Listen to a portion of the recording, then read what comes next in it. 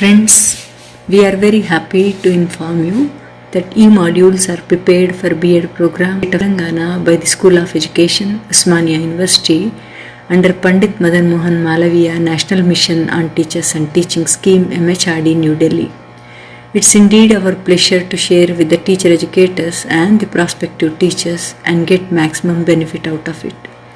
It's a first of its attempt by us. We continue to add many more such lessons to share with you all.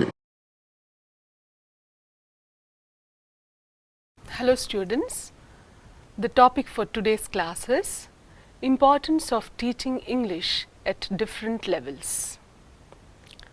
As we all know that English plays a very important role next to the mother tongue of the child because it is used as a second language by more than 70% of people across the globe. And for many people in India, it is more than a second language because in all spheres of life, say educational, economic and socio-cultural, it occupies a great position. Hence, teaching of English too assumes a significant place, and the teacher's role is to encourage and engage the student in the activities of life rather than setting goals. Language construction should be the priority in the teaching and learning process rather than language reproduction in the classrooms. Before we go any further, let's briefly list out a few points on the importance of teaching and learning of English. English today is a global language. It is the most effective communicative tool in all spheres of life, which crosses cultures, countries and industries. It is often used as a common tongue between two non-native speakers. This means teaching people English can be truly rewarding. Students of English have many new opportunities and doors open to them. New methods and approaches to teach English in the best possible way are being invented and worked out by educationists and linguists to achieve the desired result. At present, English is taught as a second language, and in most of the educational institutions, it is the medium of instruction and examination. And if we look at the success of English medium schools, it shows that language is learnt when it is not being taught as language, but through exposure in meaningful context. Hence, the teaching and learning of English depends on the input-rich communicational environments that are to be provided by the educational institutions. As we have to talk about the different levels of our education, let's quickly look at the education system in India. Beginning with the ancient Gurukula system of education, the education system in India has been undergoing many a paradigm shift in its concept, methodology and evaluation, in other words, in its totality. 1800s brought in the modern system of education, which included the English language, introduced by Macaulay in 1835. English was made the official language of education in 1837. More and more English schools were established, and good English schools were given the status of colleges. A number of mission schools were also started that taught English. In 1921, the first board, the Uttar Pradesh Board of High School and Intermediate Education, was set up in India. Later, boards were established in other states. Eventually, in 1952, the constitution of the board was amended and it was renamed as Central Board of Secondary Education, CBSE. All schools in Delhi and some other regions came under the board. And the function of the board is to decide on things like curriculum, textbooks and examination system for all schools affiliated to it. As a directive policy in Article 45 of the Constitution, universal and compulsory education for all children in the age group of 6 to 14 became the objective of new government of the Republic of India.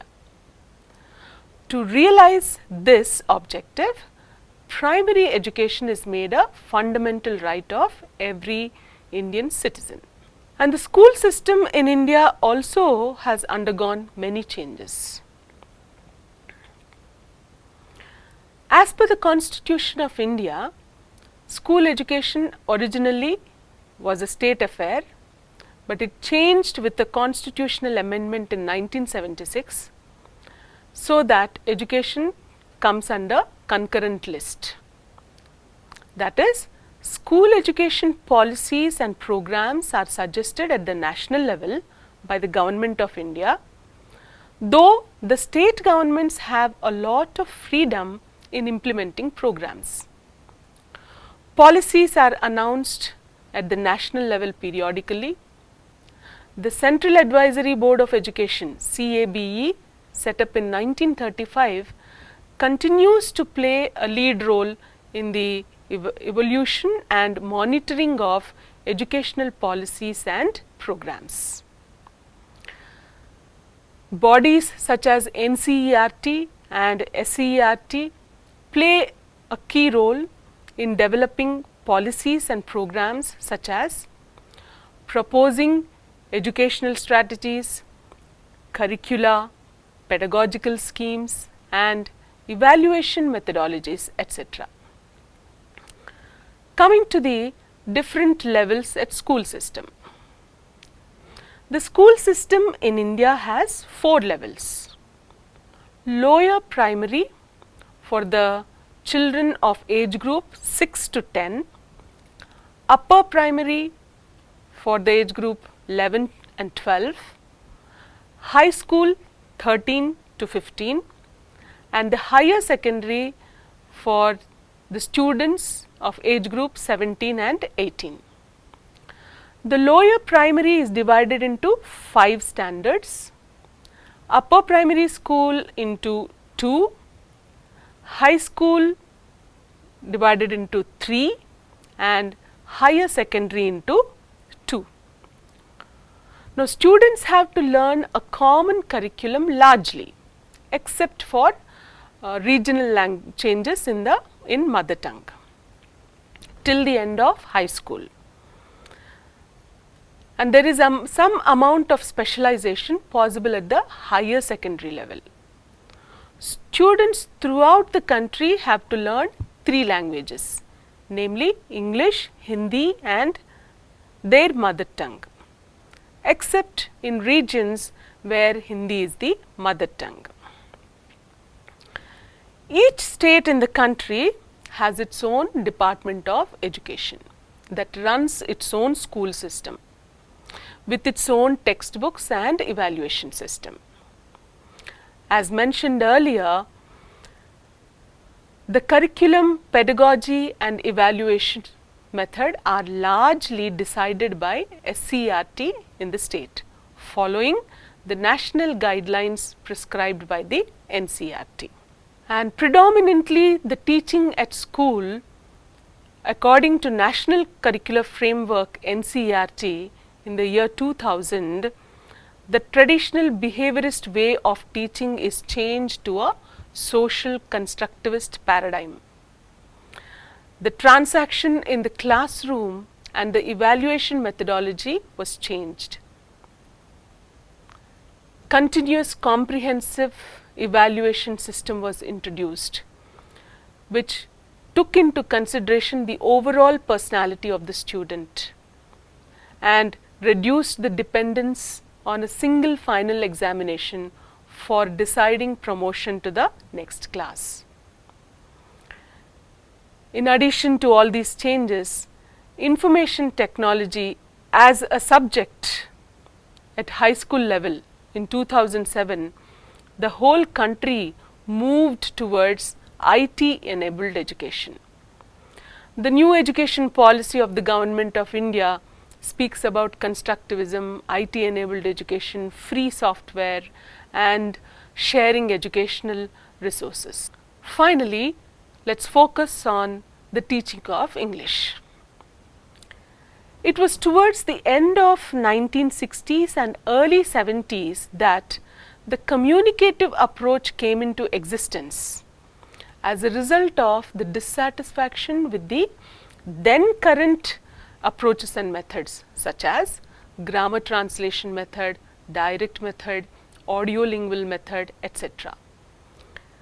These methods concentrated on language structure instead of the real use of language as means of communication. Hence, the communicative approach incorporated the teaching of the 4 language skills besides grammar and vocabulary, acknowledging the interdependence of language and communication. Richards, in this context, quotes Littlewood when he describes the communicative language teaching by saying, "One of the most characteristic features of communicative language teaching is that it pays systematic attention to functional as well as structural aspects of language." So, the shift tried to unify the 2 concepts, language and communication. Thus, at the school level, the curriculum focuses on 2 aspects: acquisition of English language and the classroom methodology to facilitate its acquisition. First, let us look at the primary level, that is the age group of children 6 to 10.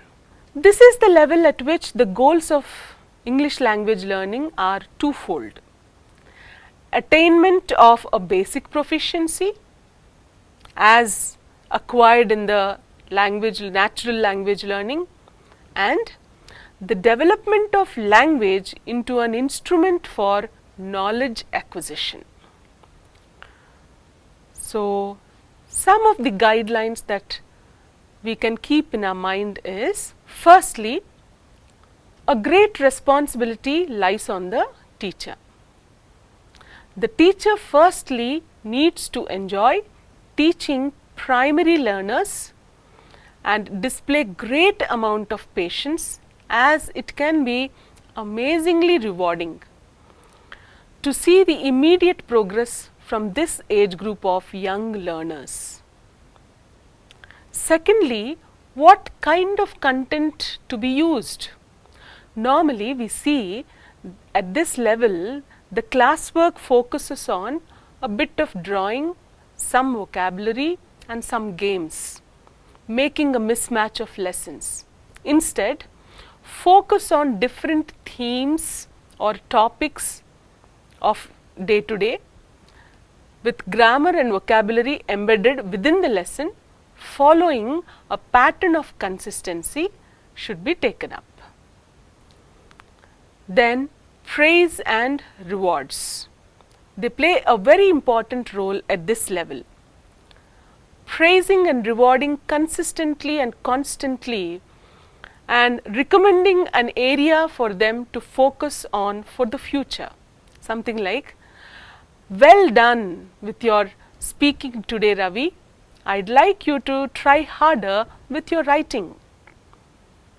Or stickers of smiley faces to compliment them can be a useful tool to help out with extrinsically motivating them to complete tasks or activities. Fourth, reading activities like silent reading, choral reading, pair reading and reading aloud should be encouraged. It's the teachers who have to decide the context and the situation to use the different types for reading for their maximum benefit. For instance, the students can be asked to read a story as a chain activity, which will enhance fluency and improve pronunciation. Emphasis on developing skills of listening and speaking, and to listen to sounds of spoken English and then speak in English. And teachers also should take care not to be entirely dependent on the books, but moving beyond the textbook and including activities such as narrating a story, singing a rhyme, playing a language game, and practicing dialogue delivery. As children enjoy reciting and singing poems, songs, rhymes, and enacting small plays, stories, they should be used to narrate experiences, exchange ideas, and carry out brief conversation in English. So, the focus in elementary lessons rests on basic reading, writing, and linguistic or communication skills, cursive writing, syntax, thematic writing, vocabulary, etc. Formal evaluation of English language learning should be less emphasized and more emphasis on providing good exposure to English, so that the learners by the time enter class 5, where formal learning of English begins, they are ready to take on the challenge without much problem. Next level, upper primary, for the age group 11 to 12. At this level, English learning and teaching is more formal along with evaluation. Here, English is learnt as a second language. The textbooks based on constructivist approach would help in learning new words and expressions. Students in middle school are expected to, some points, expand vocabulary, develop more complicated reading comprehension, including fiction, poetry, and essays, follow grammar and reading meaning, foster writing skills like limericks and free verse in poems, expository writing and creative writing, and develop a mature grasp of listening, speaking, reading, and writing skills. Next, we come to the secondary level, that is high school, for the age group 13 to 15. English is one of the compulsory subjects in the curriculum, and students are expected to develop analytical skills.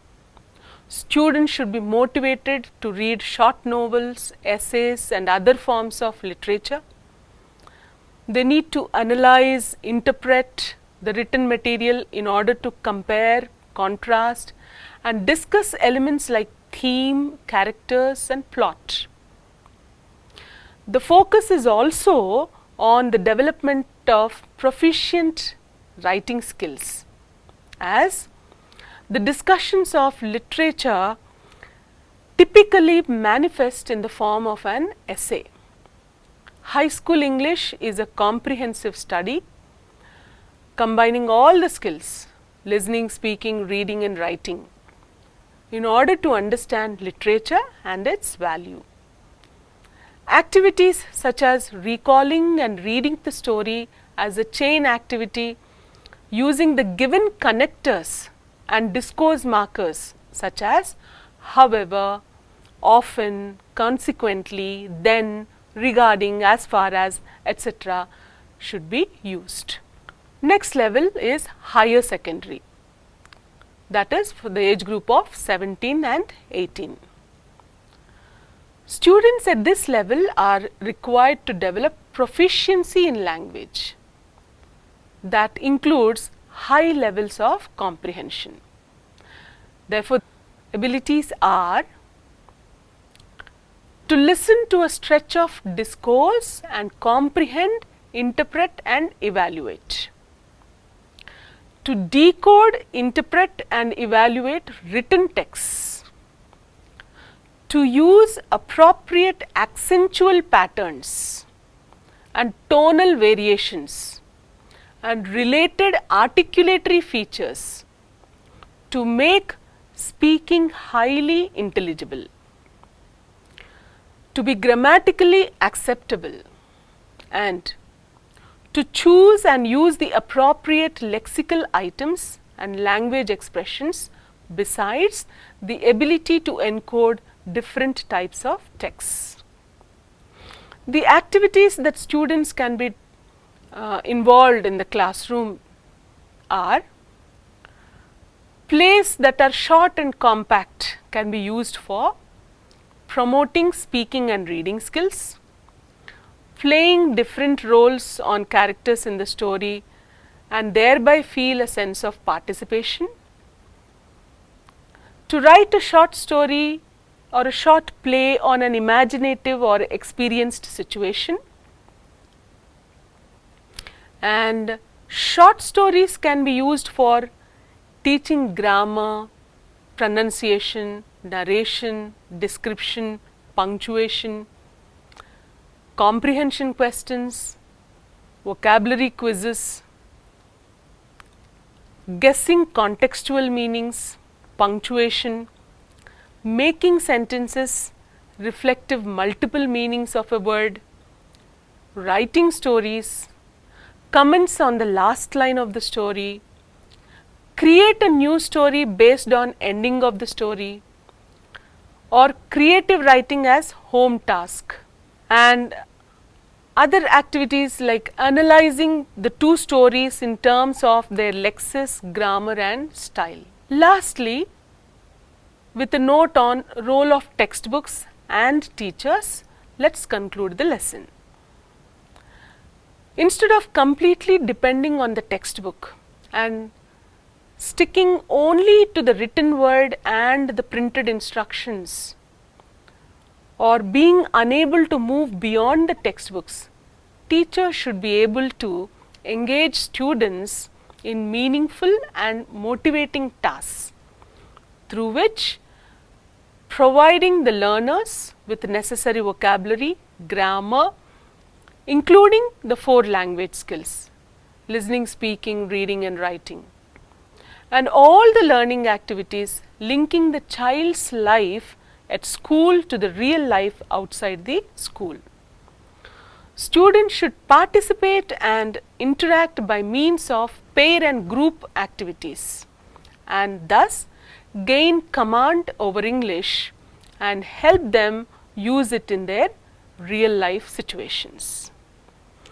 Finally, to conclude, teaching and learning of English is an ongoing activity. It should aim at equipping one with reasonable mastery over the use of English. Throughout the schooling, effort should be on fine-tuning their skills of English. Thank you.